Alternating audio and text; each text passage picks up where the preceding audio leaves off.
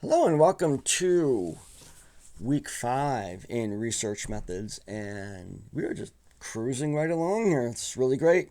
First, I want to encourage you to be okay with the pace of the special assignments. I'm okay with them and I give you the grade. So you should be okay with them. People are at different places along that racetrack. Don't worry about it, but do get the work in. I have some grading to do that I will be doing tomorrow at least. I'll be getting through the submissions that people have and helping people along. I think most people are really close to where they need to be in that first assignment, and then the subsequent ones actually are much easier. So, what we're going to be looking at, we're skipping over chapter 6, going into chapter 7 on sampling, and chapter 8 on power and effect size.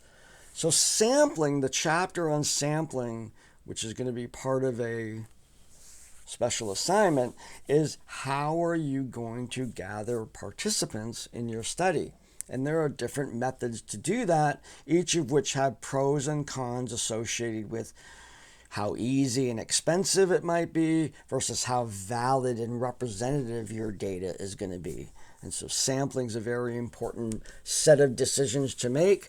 When we're in undergraduate work doing this kind of work, we often are limited in terms of how much effort we can put into our sampling method, often reverting to much more of a convenience sampling as best we can.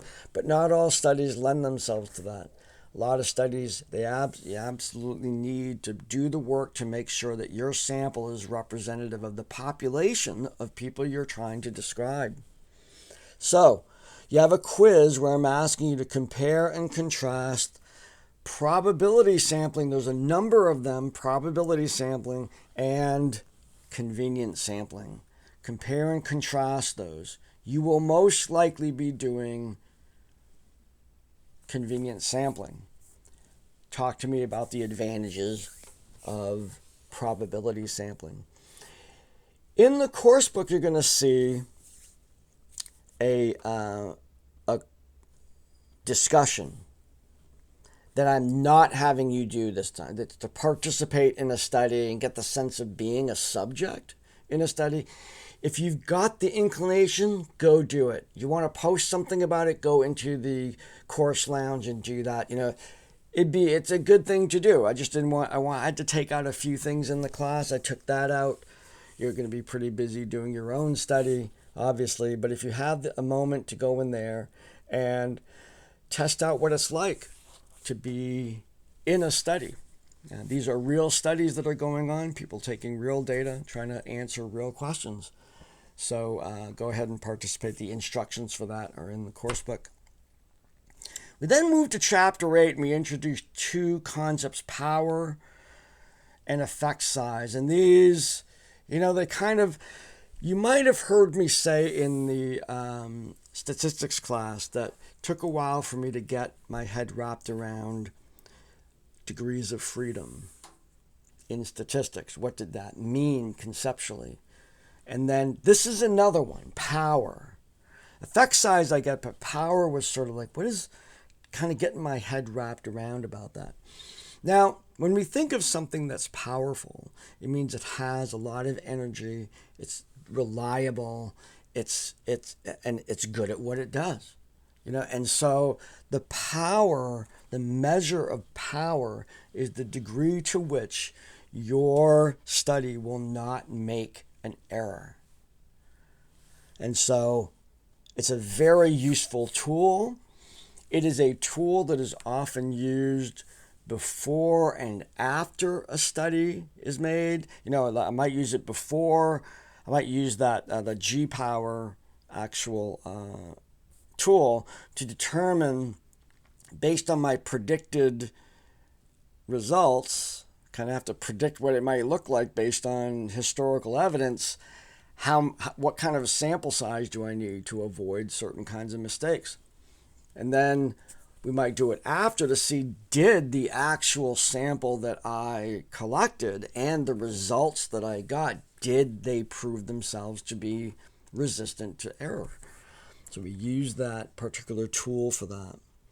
In the discussion, I introduced the concept in the chapter in the discussion that large sample sizes will actually produce statistically significant results for small effect sizes. Meaning, yeah, everybody got moved a little bit, but they didn't get moved much. This is a complaint or a critique I have of lots of educational research. When you see a new curriculum come out or something, and they've done it with thousands of people, and they found that it significantly raised their scores on some sort of standardized test. And I ask myself the question, well, how much did it raise? You can say it's significantly raised almost all of those people 0.5 points on a scale of 100. And that tiny little change spread out across so many people turns out to be statistically significant. Now, as a potential adopter of that particular curriculum, I might say, well, what's the cost benefit if the average increase is only 0.5? Is it worth buying this curriculum to just move the needle a little bit? So it's important to know not only that something is significant, but that the change that is being produced by, in this case, the intervention of a curriculum is also practically significant.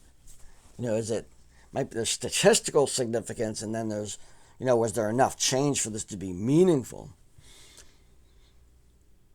Come up with an example in this discussion, can together work on this for situations in which that scenario would not be good, would not be useful to have that scenario of small changes over lots of people. Come up with examples of that. In the quiz, I actually have you download and install the G-Power software. We will be using this when your study is complete to evaluate the power of your statistics. We could theoretically use it to predict what your sample size should be, but let's not go there. It's a little weird to do that, and it just kind of makes you stressed about, whether you're going to get enough people or not to participate in your study. So we'll do it after, though. We'll run your numbers, which you'll have all of those numbers, through the G-Power software to see what was the power of your statistics. I give you scenarios. You have to read those scenarios very carefully. It tells you what to enter in and where to enter it in the G-Power software. It's essentially a tool that has a formula, and you are entering all but one of the pieces of data, and it solves for that piece. And that's what you get as your result when you press the go button on G-Power. So there's a number of those. I think there's 4 of them. Make sure that you read them very carefully. There's differences in terms of the number of tails on the tests, differences in terms of the amount of change, the significance level that we're looking at. Each one of those, you have to enter them in very accurately and then put that answer into the quiz for all 4 different scenarios. Okay, now at this point, what gets introduced into the sequence of special assignments, and mind you, I know you're feeling like you're falling behind, but trust me, it's going to start it's going to be like a little cascading dominoes here, just like boom, and then we'll be right up to implementation. So trust me on that. What we're looking at now is from last chapter, looking at developing your hypotheses. This is your predicted relationship between your variables as you're measuring them. That's the other assignment. What are your measures? Those are the terms that you're going to be using in your hypotheses. What a score on this test versus a score on this test. What's the relationship going to be? You're working on creating statements for the different for the relationship or relationships that exist within your study. And with each hypothesized relationship, that'd be the experimental or alternative hypothesis, there is a null hypothesis which simply says that's not happening. So if you said, people who score high on test B will also score high on test A. The null hypothesis, there's no relationship between scores on test A and test B. It just says there's nothing going on. If you remember from a little bit in the preview to this class, we talked about the default perspective in science is nothing's going on until you show me something's going on. So the null hypothesis is nothing's happening until I have evidence that something is happening. And then I can reject the null and draw conclusions that there is a relationship between something. That's the hypothesis special assignment. Like I said, I'll be going through the grading tomorrow to finish off the assignments that have been submitted so far. We are progressing at the pace that I expected, and I look forward to helping people move to those next ones, and that would be good. So, with that, have a great week. Get outside, be well, and I will see you next time.